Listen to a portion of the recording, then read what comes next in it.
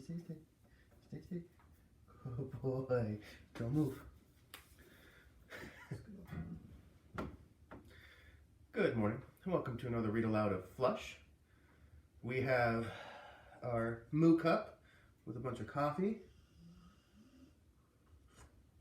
Diego's snoring behind me because, well, with this whole not having to go to school thing, some of us are staying up a little bit later than normal. So he's, what'd you do to Free Willy? What did you do to Free Willy? Oh, buddy, where'd he go? Okay, I saved him. Apparently he didn't want to wear the whale on his head. Whatever. Somebody's a little groggy. Alright, let's stop harassing the dog. For now. And let's get back to our story. Alright. Ow, did you just kick me? What a bully. Chapter 5.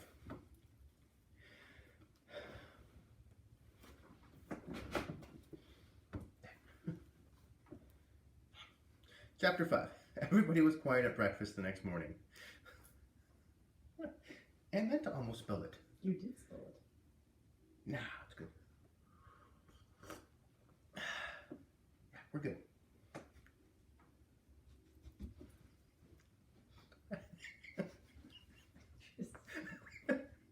It's fine.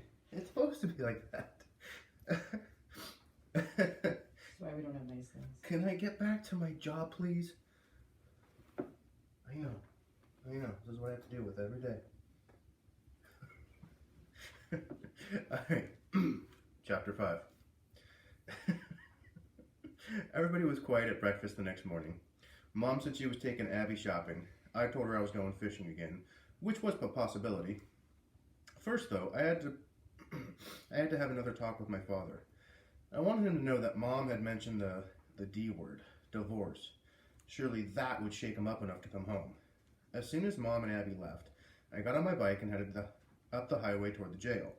I wasn't sure if they'd let me in without Mom calling to arrange it, so I brought along a letter that had arrived from my father at the house. It was from the U.S. State Department, and the seal on the envelope made it look very important. I already knew what the letter said because my mother had opened it.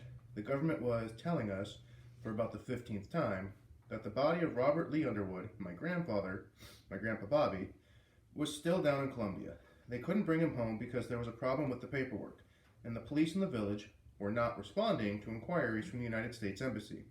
The news wasn't going to cheer Dad up, but at least it gave me an excuse to see him again. When I showed the envelope to the deputy at the desk, he didn't seem very impressed. He peeked inside to make sure that it was only a letter, and he said he'd give it to my father later. Can I give it to him myself, I asked. No, he's busy this morning, the deputy said. Busy? I thought. Doing what? Pretending to play chess? Is he all right? I said. The deputy chuckled. Yeah, he's fine. There's a TV crew that drove down from Miami to see him. TV? Yeah, Channel 10. They said they'll need at least an hour. Then I'll come back later, I said. The deputy shook his head. Sorry, sport. Inmates are allowed only one short visit per day, and we're already bending the rules for this TV thing. Maybe tomorrow you can see your old man, but gotta call first, okay? Sure enough, there was a shiny new van from Channel 10 parked outside the sheriff's station. I didn't know why I hadn't noticed it before. I rode away wondering how to tell my mother that Dad was now doing television interviews from jail. She'd find out sooner or later, when it was on the news, because all the Miami TV stations broadcast to the Keys. So I'd have to tell her, even though she wouldn't be happy about it. Maybe Dad thought of himself as a political prisoner, but Mom thought he was being selfish jerk. And there's a pause in the story here. Looks like we're going to be heading over to Lice Peeking's story. Lice Peeking was actually awake and semi-alert when I stopped at the trailer. Shelley wasn't there, which was sort of a relief and a disappointment at the same time. She made me real nervous, but she also kept Lice Peeking from acting up. Well, looky who's here, he said with a wormy smile. He was lounging on the front stoop, sucking on a cigarette. His hair was wet and tangly, and his shirt was damp. I couldn't tell whether he'd taken a shower or sprayed himself down with a garden hose. So, how's the jailbird? He asked. Oh, that's real funny. I didn't appreciate him talking about my dad that way. It was different when Abby did it because she was family. Lice Peeking was just a lazy lump who didn't know anything about my father. Well, what'd he say? Lice Peeking asked. Can he come up with some money or not? I said, we don't have any money, but he'll give you his flat skiff. He'll give you his flat skiff. It's worth $12,000. Lies peeking, squinted, one bloodshot eye. Says who? Come see it for yourself. It's on a trailer behind our house. I told him what kind of a boat it was, and that the engine had fewer than 100 hours on it. Seriously, he said? My father doesn't lie. And it's free and clear, this boat. The bank doesn't own a piece. Dad paid off the loan last year, I said. Lie speaking scratched his chin, which was raw and peeling. Where's your house at? He asked. I gave him directions. It nearly broke my heart to think of that loser taking our skiff and selling it for cash. But what else could we do? Lie speaking flicked a cigarette butt under the trailer and pulled himself upright. Let's go have a look, he said, which caught me by surprise. It's a long way to walk, I said. Who's walking, boy? He laughed and pointed at my bicycle. Hop up on the handlebars. And that's what I did.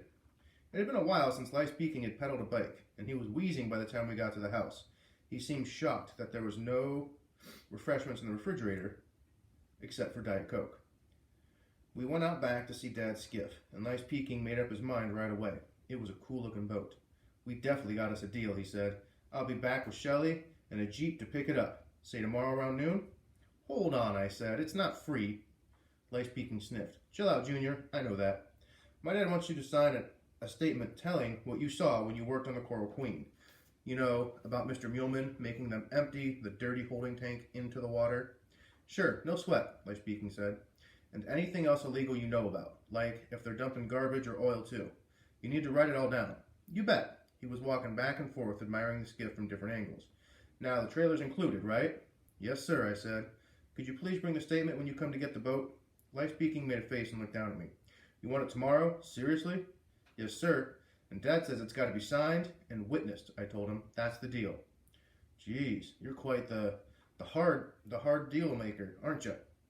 No, sir, I said. My father's in jail and I want to help him out. That's all.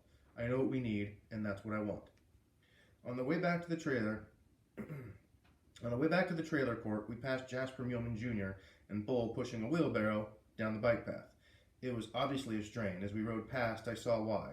Balanced upside down in the wheelbarrow was a mud-splattered outboard motor from the John boat that had sunk in Snake Creek. The engine's propeller was dented and cracked with a greenish curd. Jasper Jr. called out something nasty as we rode by, but I wasn't surprised when Lie speaking braked the bicycle and spun around. I told him just to forget about it, let's keep going. But he was mad. He pedaled straight up to Jasper Jr. and Bull, blocking their path. What was that you just said, boy? Lie speaking demanded. I wasn't talking to you, Jasper Jr. mumbled. He was talking to me, honest, I said to Lie speaking. I didn't want any trouble right there on the main highway, where everybody could see us. But Lie speaking didn't let up. Sounds like you got your daddy's potty mouth, he said to Jasper Jr. Keep it up, you'll need a whole new set of choppers before you're 18. Understand? Bull said, come on, Lice, he didn't mean nothing. That's the truth. Shut up, Bull, said Lice speaking. You don't know the truth if it stung you in the butt like a bee. Now, Jasper, how about you apologize to me and my friend? I could have gone my whole entire life without Lie speaking calling me his friend. On the inside, I was cringing just to hear it. Jasper Jr. shot me a vicious glare, and then he turned sulky and looked down at his feet. I'm waiting, boy, said Lie speaking. I'll apologize to you, Jasper Jr. said finally, but not to him. He jerked his grimy chin towards me. Bull blurted, Underwood's old man sunk Jasper's pappy's boat. Like I care, Lie speaking said. He placed one boot on the rim of the wheelbarrow and gave a push. It turned over sideways, toppling the outboard motor with a crunch onto the hard asphalt. A gush of oil spilled from the cracked cowling. Bull groaned. Bull groaned, and Jasper Jr.'s jaw fell open. Don't call people names, Lie speaking said. It ain't polite. And then we rode away. And there's a pause in the story again.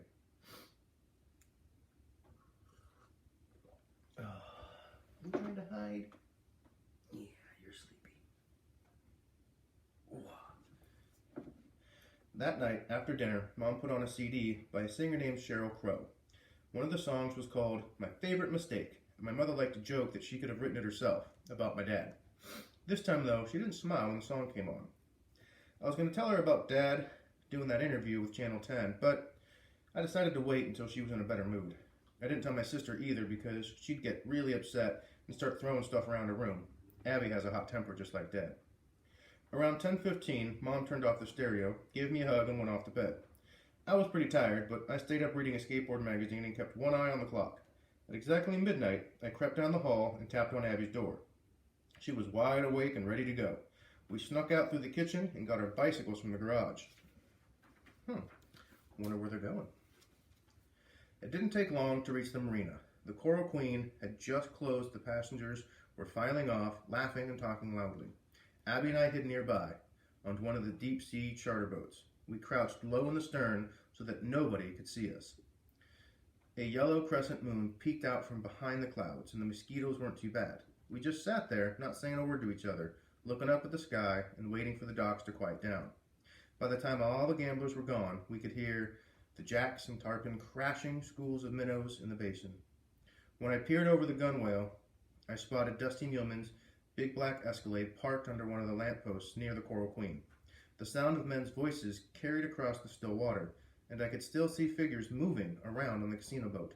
My sister got on her knees beside me. "How long you want to wait here?" she asked anxiously.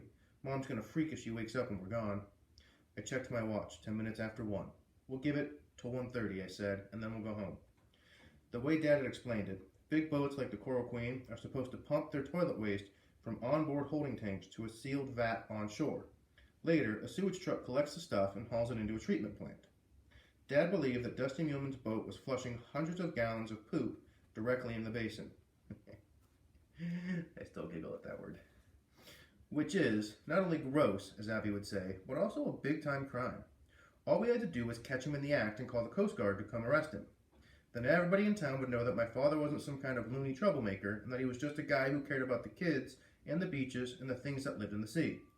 And when the truth about Dusty came out and everyone saw Dad was right, Mom would feel better about staying married to him. Maybe we were kidding ourselves, but that's how Abby and I had figured it. Hi. Oh, where are you going? Are you just turning around? You're leaving. You're leaving. Okay. So we both got excited when we noticed the workers dragging a long, thick hose toward the stern of the Coral Queen.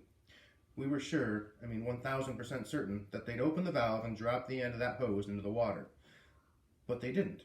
They snaked it over to the dock and connected to something that resembled a giant rust-freckled egg. "Hey," whispered Abby, "that looks like a sewer tank." "Yeah, it does." There was a knot in my stomach. I couldn't believe what we were seeing. "What if Dad made a mistake?" she asked gloomily. "What if Dusty's totally legal? What if the pollution is coming from somewhere else?" I didn't have an answer. It had never occurred to me that my father might have blamed the wrong person. "What do we do now?" Abby said. "I really don't know." "Noah?" "Abby," I said, "I don't know." "Noah?" From the hitch in her voice, I sensed something was wrong. I turned and saw, in the pale glow of the marina lights, a thick, greasy arm around my little sister's neck. Oh, that's scary. And that ends chapter 5. We'll have to figure out whose arm is around Abby's neck next time. I do wonder if Noah's dad made a mistake, or if Dusty Muleman is maybe changing things a little bit because of the attention he got.